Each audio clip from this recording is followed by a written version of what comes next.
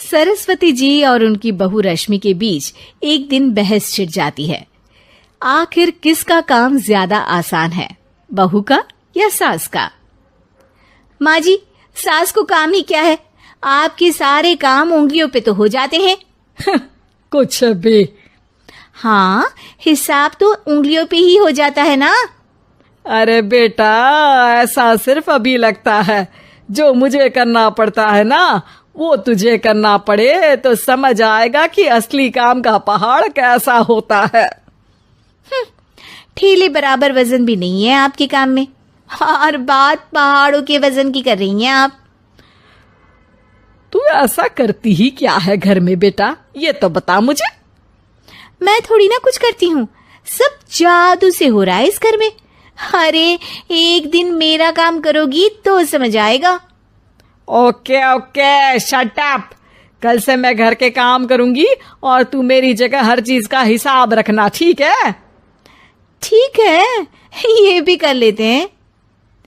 ये सास बहू की डील के बारे में रश्मि के पति अमन को नहीं पता था और ना ही अमन के पिताजी सुरेश जी को। पर गेहूं के साथ साथ जैसे घुन भी पिस जाता है, ये दोनों भी पिसने वाले थे।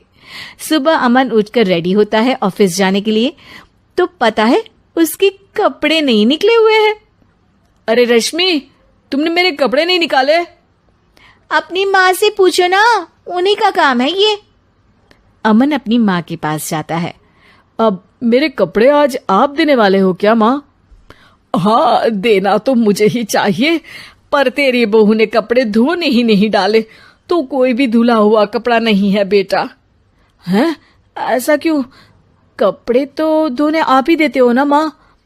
अरे बहू ने तुझे बताया नहीं, अब हम अदल बदल गए हैं। मैं अब बहू और तेरी बीवी सास। अमन परेशान हो गया। वो बिना इस्त्री के कपड़े पहनकर ऑफिस चला गया। सरस्वती जी अपने घुटने के दर्द के कारण झुककर घर साफ नहीं कर पा रही थी और ना ही खाना बनाना याद रख पाई। उधर रश्मि पहले ही दिन घर की चाबी घुमा चुकी थी और 300 रुपए का हिसाब अलग नहीं मिल रहा था।